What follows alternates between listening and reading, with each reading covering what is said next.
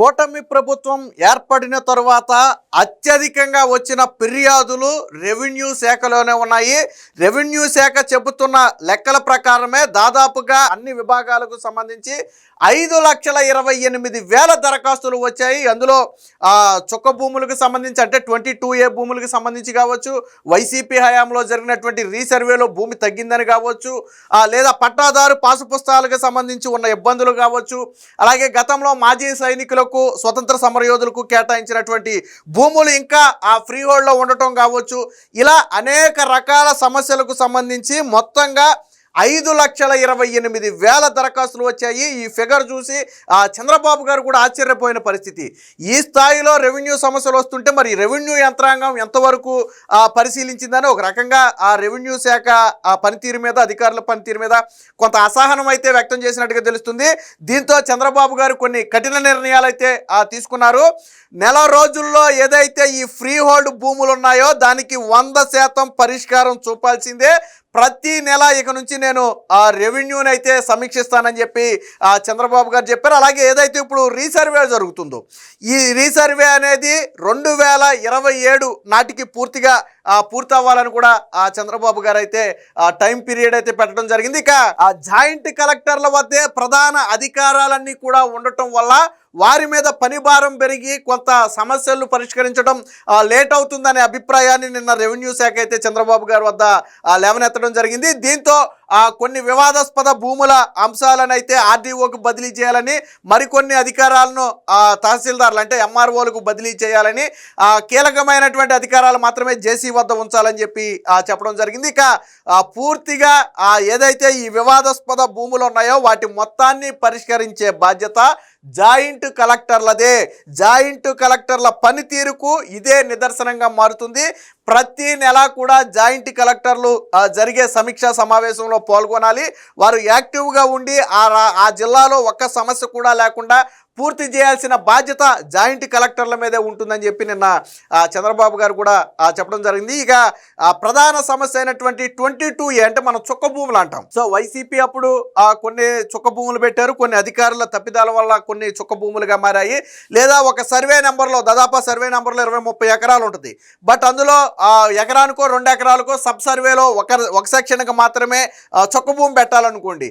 Entire survey number మీద చుక్క భూమి పెట్టి సర్వే నెంబర్లో ఉన్న 30 ఎకరాలు కూడా అందులోకి వెళ్ళిపోద్ది. సో ఇలాంటి వాటికి చంద్రబాబు గారు అయితే చెక్ పెట్టాలని చెప్పారు.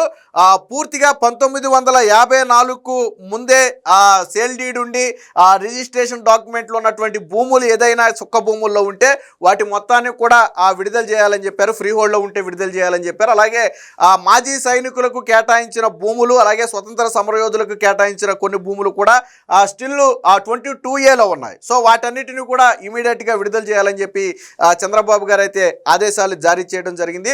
సో మొత్తంగా ఆ రెవెన్యూ శాఖ పనితీరును మాత్రం ఇక నుంచి ప్రతి నెల నేను సమీక్షిస్తాను, నెలవారీగా నివేదిక ఇవ్వాలని చెప్పారంటే ఎన్ని అర్జీలు వచ్చాయి, ఎన్ని పరిష్కరించారు, పరిష్కరించకపోతే ఎందుకు అవి పెండింగ్లో ఉన్నాయి, ఇలా క్లియర్ కట్గా ఇవ్వాలని చెప్పి చెప్పడం జరిగింది. సో దీనికి సంబంధించిన ఒక వార్త అయితే వచ్చింది, ఒకసారి చూద్దాం. నెలలో ఫ్రీ హోల్డ్ ఆ భూములకు పరిష్కారం చూపాల్సిందే. సీఎం ఇప్పటికే చాలా ఆలస్యం చేశారు, ఇక ఎదురు చూసే పరిస్థితి లేదు, ఇంకా ఎంత సమయం నాంచుతారు. రెవెన్యూ శాఖపై సమీక్షలో సీఎం అసహనం. ప్రత్యేక ప్రధాన కార్యదర్శిగా ఉన్నటువంటి సాయి ప్రసాద్కి అయితే ఈ ఫ్రీ హోల్డ్ బాధ్యతనైతే పూర్తిగా అప్పచెప్పారు. అలాగే 2027 డిసెంబర్ నాటికి రీసర్వే మొత్తం కూడా కంప్లీట్ చేయాలని చెప్పి ఒక టార్గెట్ అయితే పెట్టడం జరిగింది. ఇక రిజిస్ట్రేషన్ల ఆదాయం కూడా పెంచాలని చెప్పి చంద్రబాబు గారు చెప్పడం జరిగింది. జిల్లా స్థాయిలో సమస్యల పరిష్కారం బాధ్యత జేసీలది అంటే జాయింట్ కలెక్టర్లదేనని చెప్పారు. జేసీల పనితీరుకు అదే కొలమానం. ఇక ప్రతి నెల రెవెన్యూపై సమీక్షిస్తా. భూ కబ్జా నిరోధక చట్టం బిల్లుపై కేంద్రంతో కూడా సంప్రదింపులు జరుపుతున్నామని చెప్పి చెప్పడం జరిగింది. రెవెన్యూ శాఖ ప్రజలకు చేరువ కావాలి, ప్రజా ఫిర్యాదులపై తక్షణమే స్పందించాలి, ప్రజల్లో సంతృప్తిని పెంచుకోవాలి. ఈ దశగా ఏడాదిలోగా రెవెన్యూ శాఖ ప్రక్షాళన జరగాలి. పాసు పుస్తకాల కోసం పట్టాదారులు పదే రెవెన్యూ కార్యాలయాల చుట్టూ తిరిగే పరిస్థితి పోవాలి. ఇకపై ప్రతి నెల రెవెన్యూ శాఖ పనితీరును సమీక్షిస్తానని చెప్పి చంద్రబాబు గారు అయితే చెప్పారు. నిన్న జరిగిన జరిగినటువంటి సమీక్షా సమావేశంలో చంద్రబాబు గారితో పాటు అనగాని సత్యప్రసాద్తో పాటు ఇతర అధికారులను కూడా మనం ఇక్కడైతే చూడొచ్చు.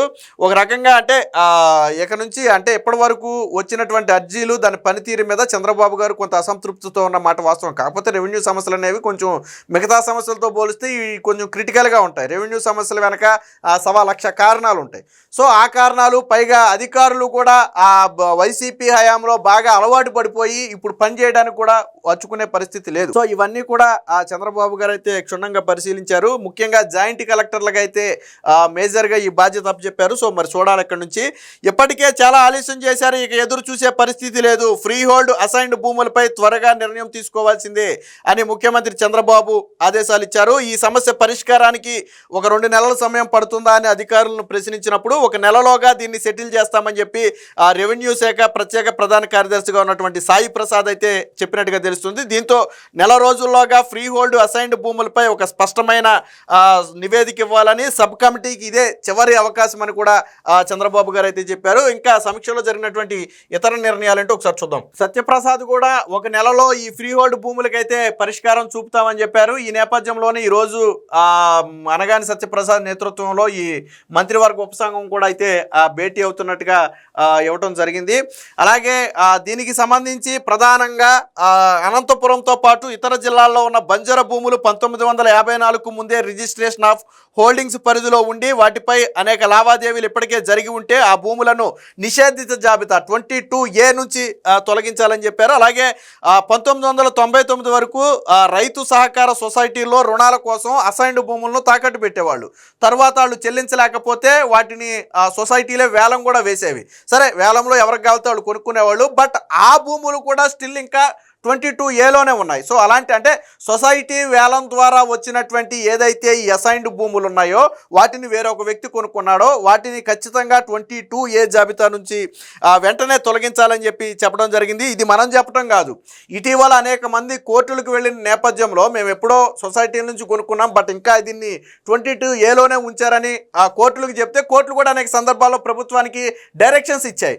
వెంటనే ఈ భూములు హోల్డ్ చేయండి, ఎందుకంటే వీళ్ళు 100% ఈ భూములకు ఎలిజిబుల్ వాళ్ళే ఓనర్లు కాబట్టి ఆ భూమిని వాళ్ళు అమ్ముకోవచ్చు, కొనుక్కోవచ్చు, వాళ్ళకి రైట్స్ ఉంది కాబట్టి వెంటనే 22A నుంచి తప్పించాలని చెప్పి గతంలో కోర్టులు కూడా చెప్పిన నేపథ్యంలో చంద్రబాబు గారు వెంటనే వాటిని మొత్తాన్ని కూడా విడుదల చేయాలని చెప్పారు. ఇక అలాగే పట్టా భూములను నిబంధనలకు విరుద్ధంగా అసైన్డ్ భూములుగా దాదాపుగా 5,433 ఎకరాలను చూపించారు. ఇవి మెజారిటీ ఏంటంటే జగన్మోహన్ రెడ్డి హయాంలో జరిగాయి. అంటే అవి పట్టా భూములనే కానీ అసైన్డ్ భూములుగా ప్రభుత్వ అధికారులు రికార్డులో నోట్ చేస్తారు. ఇది వైసీపీ హయాంలో ప్రధానంగా జరిగింది. అప్పటి వరకు కొనుగోలు అమ్మకాలు జరిగినటువంటి భూముల్ని ఒక్కసారిగా ఆ అసైన్డ్ భూములుగా మార్చేయడం లేదా 22Aలో పెట్టడం, ఇవి ప్రధానంగా వైసీపీ హయాంలో జరిగింది. సో అలాంటి వాటిని అది ఖచ్చితంగా తప్పు. అలాంటి భూములను వెంటనే అసైన్డ్ జాబితా నుంచి తొలగించి పట్టా భూములుగా మార్చాలని చెప్పి చంద్రబాబు గారు చెప్పారు. అవి దాదాపుగా 5,433 ఎకరాలు ఉన్నాయి. అలాగే కలెక్టర్ ఉత్తర్వులు లేకుండానే దాదాపుగా 64,000 ఎకరాలను ఫ్రీ హోల్డ్ చేశారు. ఇది కూడా ప్రధానంగా వైసీపీ హయాంలో జరిగింది. అప్పట్లో కలెక్టర్ అనుమతులు ఉత్తర్వులు లేకుండానే పై స్థాయిలో 64,000 ఎకరాలను ఫ్రీ హోల్డ్ చేశారు. సో ఈ భూముల విషయంలో రైతులకు అనుగుణంగా నిర్ణయం తీసుకోవాలి, వాస్తవాలు పరిశీలించని చెప్పి చంద్రబాబు గారు చెప్పడం జరిగింది. ఇక చుక్కల భూముల పరిధిలోని దాదాపుగా 17,900 ఎకరాల భూములను లోగడ ఫ్రీ హోల్డ్ చేశారు.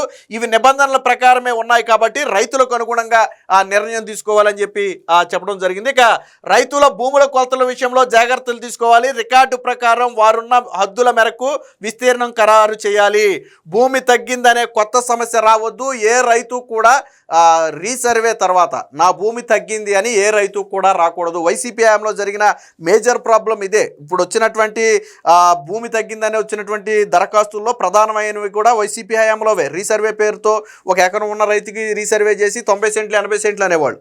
సో నా 20 సెంట్లు తగ్గిందని ఆ రైతు ఆ రోజు నుంచి ఈ రోజుకి తిరుగుతున్నటువంటి పరిస్థితి.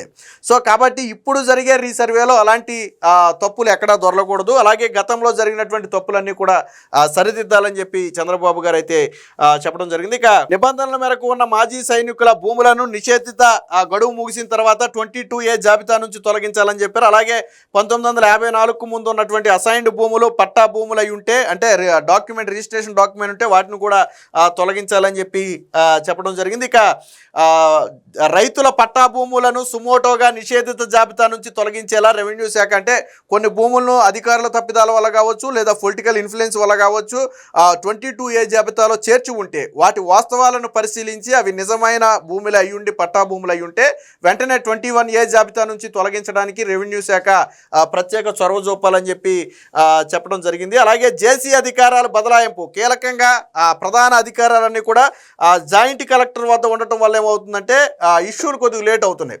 సో కీలకమైన రెవెన్యూ అధికారాలు జాయింట్ కలెక్టర్ల వద్దే ఉండటం వల్ల కొన్ని సమస్యలు వస్తున్నాయని సీఎం వద్ద రెవెన్యూ శాఖ ప్రస్తావించింది. నేపథ్యంలోనే వెబ్లాండ్లో కీలక మార్పులు సవరణలు మినహా మిగిలిన కొన్ని అధికారాలను ఆర్డీఓకు, మరికొన్ని అధికారాలను తహసీల్దార్కు బదిలీ చేయాలని నిర్ణయించారు. అంటే ఏ అధికారాలు ఎవరికి బదిలీ చేస్తారనేది ఇంకా పూర్తి స్థాయిలో చెప్పనప్పటికీ బదిలీ చేయాలని చంద్రబాబు గారు అయితే సూచన అయితే చేయడం జరిగింది. మొత్తంగా ఇప్పటి వరకు ప్రజల నుంచి వచ్చిన పిటిషన్లు ఒకసారి పరిశీలిద్దాం. కానీ ఏ గవర్నమెంట్లోని ఇన్ని పిటిషన్లు రాలి, అంటే ఈ గవర్నమెంట్లో వచ్చిన పిటిషన్లు ఈ గవర్నమెంట్లో సమస్యలు కాదు, అవి వైసీపీ హయాంలో జరిగినటువంటి సమస్యలకు సంబంధించి ఇప్పుడు వచ్చినటువంటి ఫిర్యాదులు అవి. సో ఎన్నో వచ్చినాయి ఒకసారి మీరు చూడండి. ఇక్కడ భూమి దాని అనుబంధ అంశాల్లో పరిష్కారం కోరుతూ ప్రజల నుంచి లక్షల సంఖ్యలో పిటిషన్లు వచ్చాయి. మ్యూటేషన్ పట్టాదారు పాసు పుస్తకాలకు సంబంధించి 197,000 అర్జీలు వచ్చాయి. అంటే దాదాపుగా 2 లక్షల అర్జీలు కేవలం పాసు పుస్తకాలు మ్యూటేషన్కి సంబంధించి వచ్చాయి. అలాగే భూమి తీరు స్వభావ సంబంధిత వివాదాలు, అంటే సరిహద్దులకు సంబంధించిన వివాదాలకు సంబంధించి 1,00,000 వచ్చాయి. అలాగే రీసర్వే తర్వాత తమ భూమి తగ్గిందని మరొక 1,00,000 అంటే జగన్మోహన్ రెడ్డి హయాంలో జరిగినటువంటి రీసర్వే వల్ల 1,00,000 మంది నష్టపోయారు. మా భూమి తగ్గిందని 1,00,000 మంది మళ్ళీ తిరిగి ఇప్పుడు అప్లికేషన్లు పెట్టుకున్నారు. అలాగే జాయింట్ ఎల్పిఎంలపై ఒక 2.5 లక్షల దరఖాస్తులు వచ్చాయి. మొత్తంగా కలిపి 5 లక్షలకు పైగా 5.5 లక్షల దరఖాస్తులు సుమానంగా ఉన్నాయి. అందులో దాదాపు మెజారిటీ దరఖాస్తులన్నీ కూడా 95% దరఖాస్తులన్నీ కూడా వైసీపీ హయాంలో జరిగినటువంటి విధానాల వల్ల వచ్చాయి.